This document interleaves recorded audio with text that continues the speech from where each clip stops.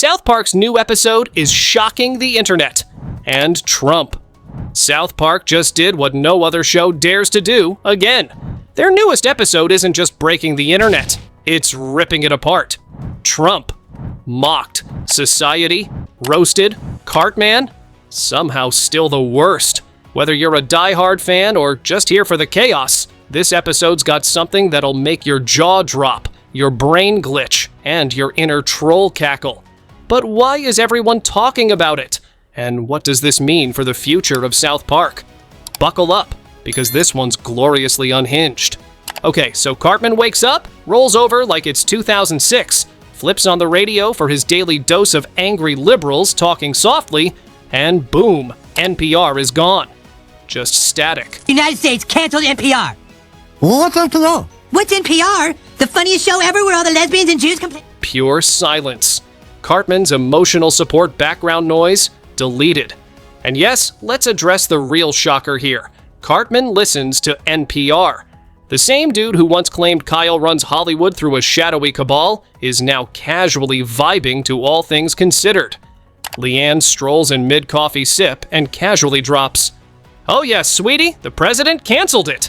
Like she's talking about eggs being out of stock at Target.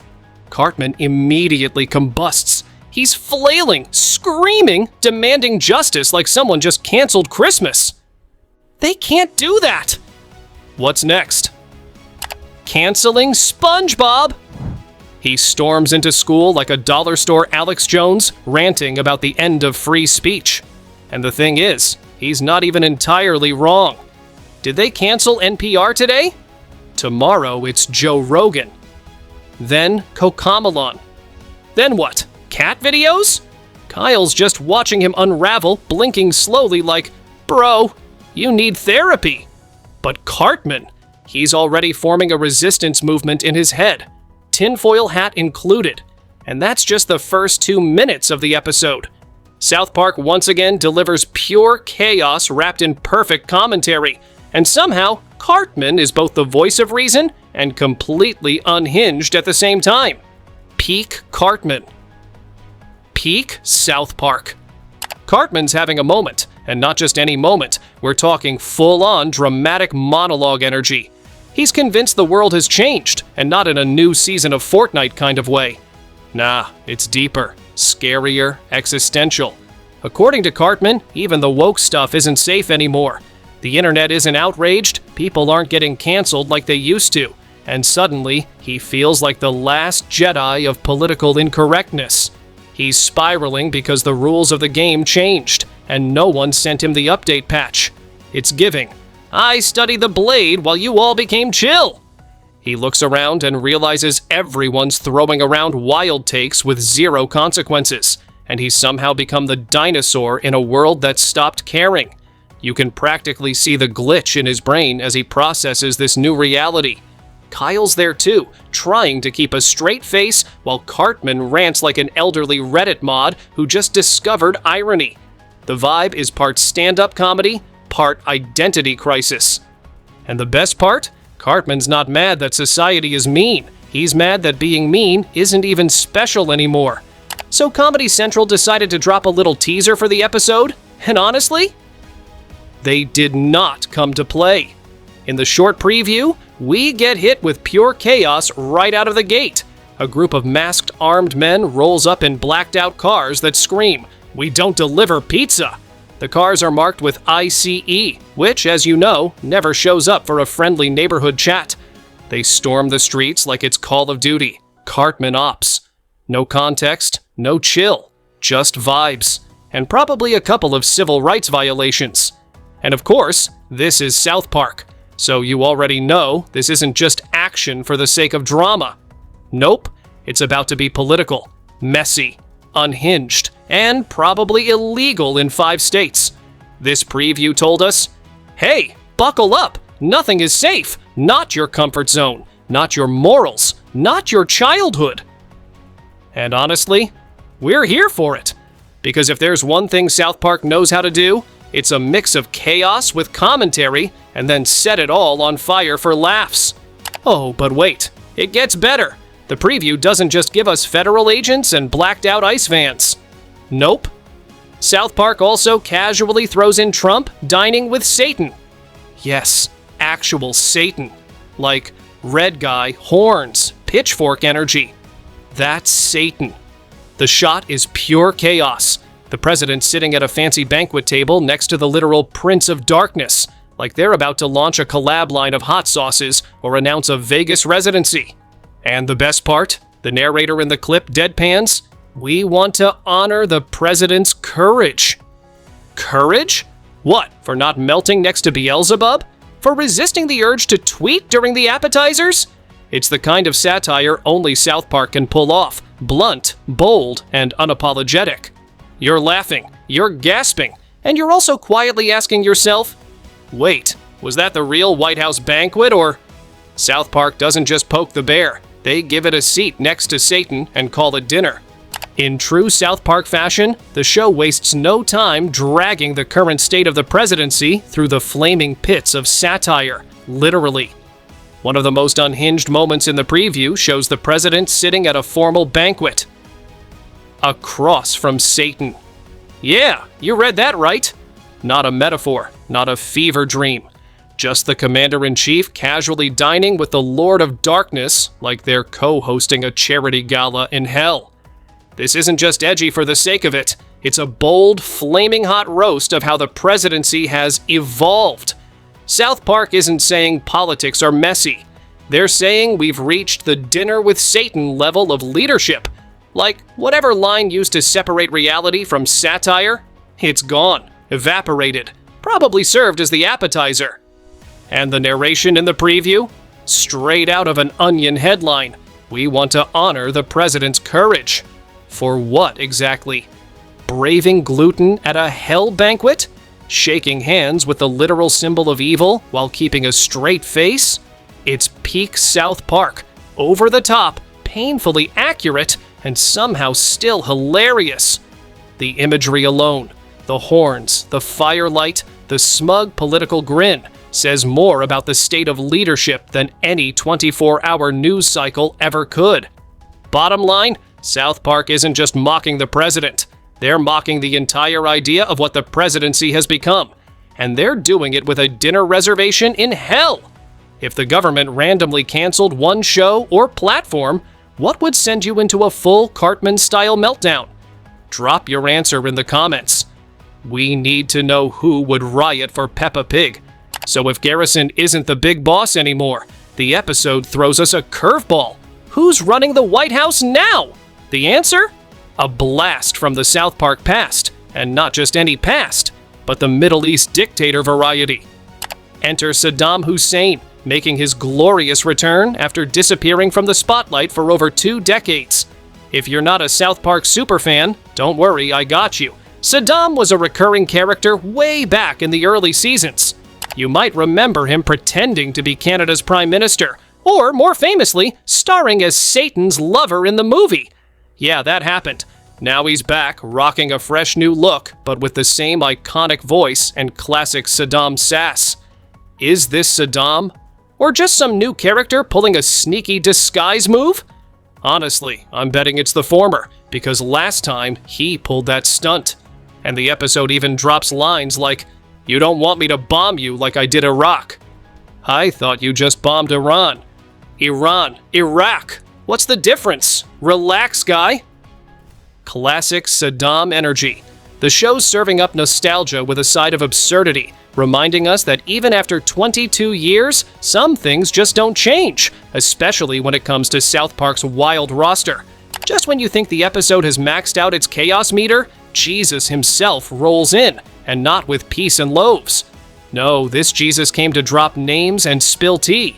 He shows up to set the town straight and immediately name drops Paramount, CBS, and even Stephen Colbert, like he's doing a celebrity roast in the middle of church.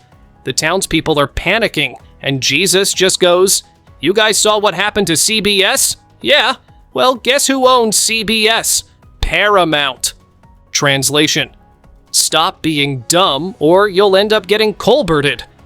He's warning them that corporate media is about to eat them alive.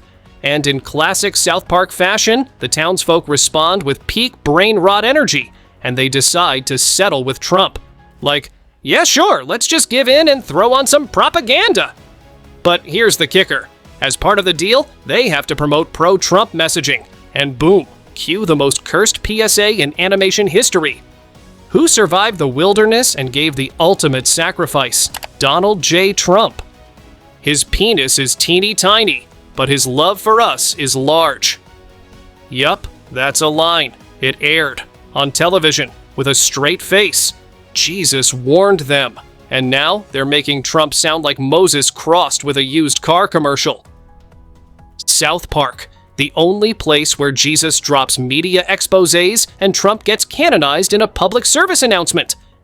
And finally, the episode closes with the most Cartman and Butters thing ever. We cut back to them just sitting in the car, still waiting patiently for their inevitable doom. They've convinced themselves they're going to be taken out like full government black bag level taken out, and so they just sit there, silently, dramatically, like two toddlers playing FBI stakeout in a Fisher-Price sedan. They look like kids who hid in the closet during hide and seek and just never came out. And the punchline? Nothing happens.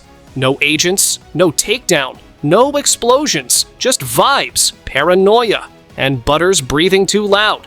Because, of course, South Park does what South Park does best. It lets the audience sit in the absurdity. Cartman and Butters are so convinced they're the main characters in a political thriller that they're literally waiting for a movie climax that never arrives. And it's hilarious, tragic, perfect.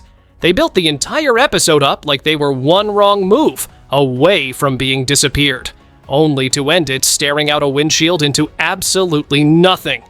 Like two conspiracy theorists who forgot the world moved on. It's such a low-key ending, and yet it lands so hard. Because in true South Park fashion, the biggest threat wasn't ICE, or Trump, or Satan. It was overthinking everything and doing nothing. And Cartman? He's the king of that. Okay, so here's where everything hits the fan. Turns out, the chaos in the new South Park episode isn't just satire. It's revenge. Real-world, corporate-level drama. Ready?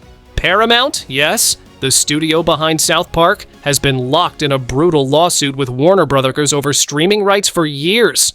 And it's been suffocating the show's production behind the scenes. But wait! It gets worse! Right as South Park's deal with HBO is wrapping up, Paramount decides it wants to merge with Skydance. Cool, right? Except the merger is described, and this is a direct quote from Matt and Trey as a shit show. Bleep this. The result? The new season gets delayed by 2 full weeks, just so the suits can figure out how to stack their paperwork. And as if that's not enough corporate nonsense, the incoming Skydance execs take over Paramount's deals, including the one with South Park, and completely change the terms Matt and Trey had already agreed to. Then, the new suits start meddling in South Park's other negotiations with Netflix and HBO, like it's a custody battle. Matt and Trey? Furious. 2 weeks ago, they even threatened to sue Paramount. So yeah, behind all the jokes, explosions, and Satan cameos, South Park is firing shots at real people with real lawyers. This season, it's personal, and Paramount probably didn't see it coming. Here's the real deal. This episode wasn't just a wild ride of satire, chaos, and satanic dinner parties. It was a trap. A beautifully stupid, genius-level trap. Word on the street, aka interviews and insider leaks, is that Matt and Trey didn't just make this episode to poke fun at Trump. They made it to bait him into doing exactly what he loves to do, sue people. That's right, this episode was designed to get under Trump's skin so badly that he'd call up his legal team and go, "Get me Paramount on the line, I'm suing these clowns." And if he does, that means Trump wouldn't just be suing South Park, he'd be suing Paramount, the very company Matt and Trey have been beefing with for months now. It's galaxy brain-level pettiness, weaponized satire. Imagine it.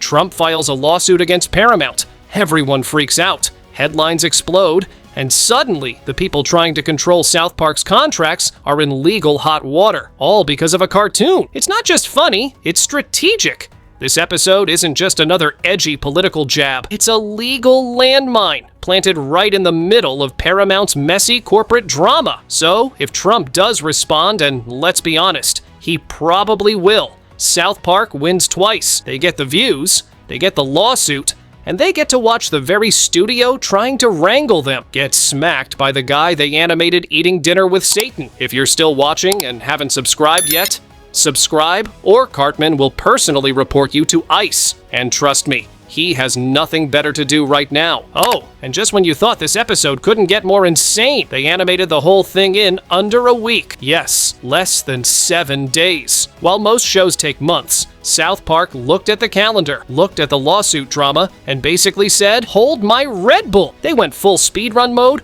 cranked out animation, voiceovers, editing, and chaos faster than you can say Trump sat next to Satan. Why the rush? Because timing is everything. Matt and Trey knew that if they dropped this episode right in the middle of Paramount's merger drama and Trump's latest campaign wave, the internet would explode. And they were right. It wasn't just quick. It was surgical. They dropped a nuke, made it look funny, and delivered it on schedule like a spicy Amazon Prime package. South Park, still the kings of last-minute chaos. If you thought this was unhinged, wait till you see what's next.